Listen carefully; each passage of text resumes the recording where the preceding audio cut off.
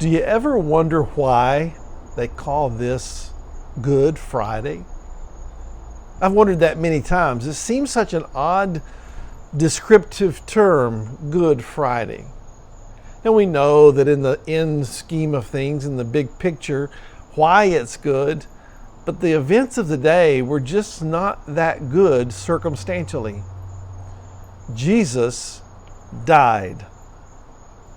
Jesus was killed.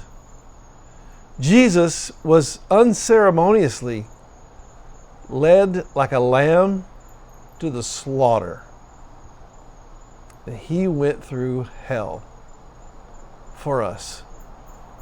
You know, as if the slaps and the humiliation and the beating and the torment and the torture of the day before weren't enough. Now Jesus had to be paraded through the streets as a beaten, bloody, wilted, faltering man. He couldn't carry up under the weight of the cross. He couldn't stand. He couldn't stay on his feet. He continued to fall and fall and fall and fall until a man by the name of Simon was pulled out of the crowd, a man that was just visiting Jerusalem for the Passover from what we know now as Lybia, was pulled out of the crowd and brought into the street and forced to carry Jesus' cross. It was a pretty demonstrably cruel day that Jesus was experiencing. And after he was brought through those streets, then he was nailed to a cross and stood up. And that cross fell into the ground, into its place. His body jerked. The places where his hands were nailed, the place where his feet were nailed, they jarred. This sadistically twisted piece of shrubbery that had thorns on it was crushed down upon his head. There was a placard above that said, King of the Jews, in 3 different languages.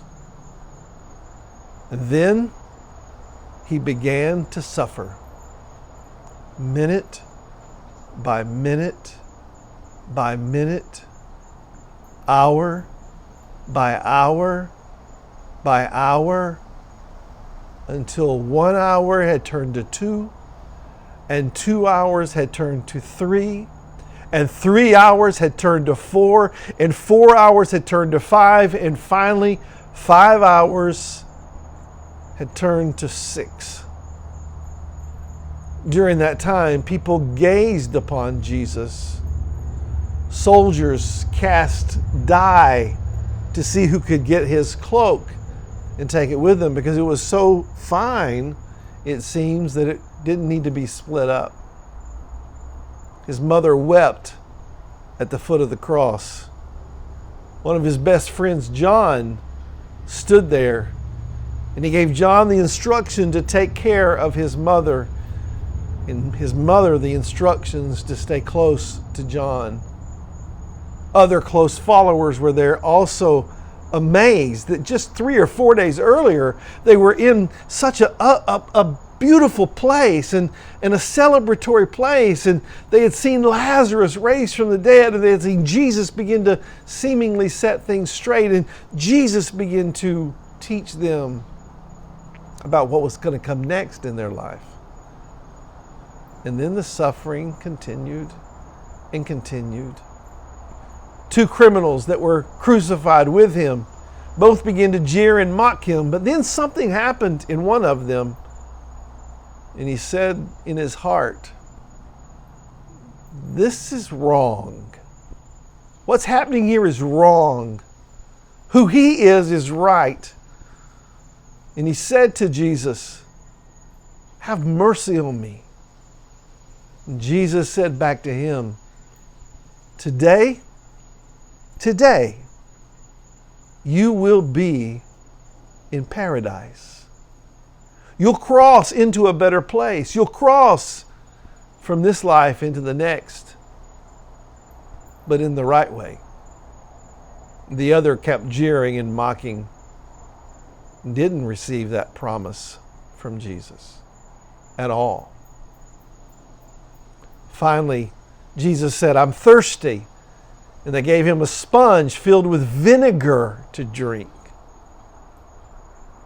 At the end of the day, it came a point where Jesus cried, my God, why have you forsaken me? I can understand Judas betraying me. I can understand the religious establishment turning their backs on me. I can understand the people vehemently crying out, crucify him, because they didn't understand who I was or what I was doing. But you, Father, you? Why have you forsaken me? Nevertheless, into your hands I entrust my spirit.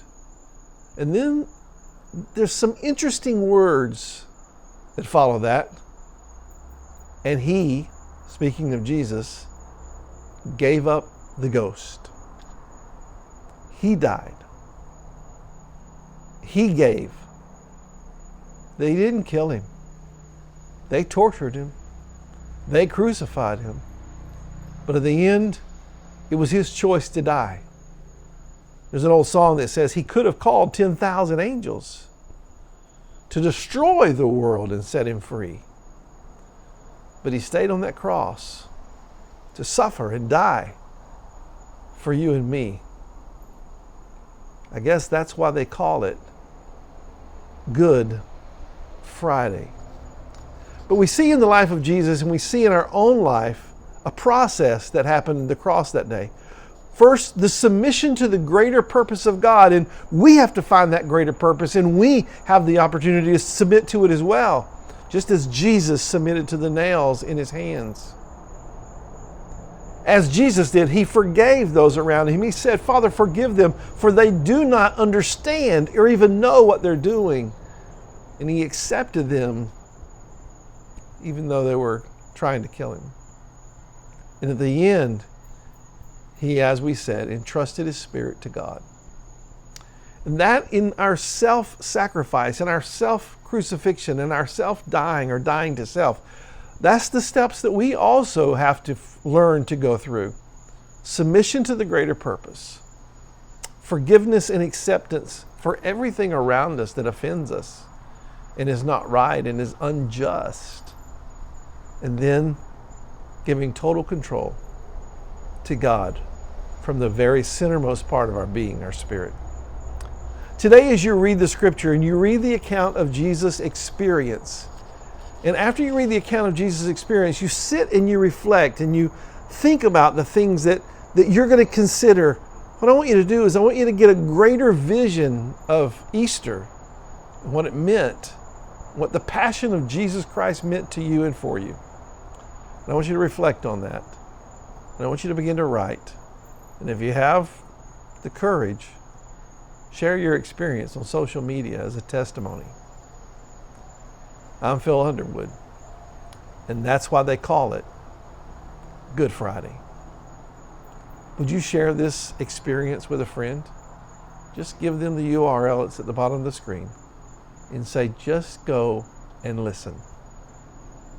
I'll see you tomorrow, right here on Raise Your Life to Life.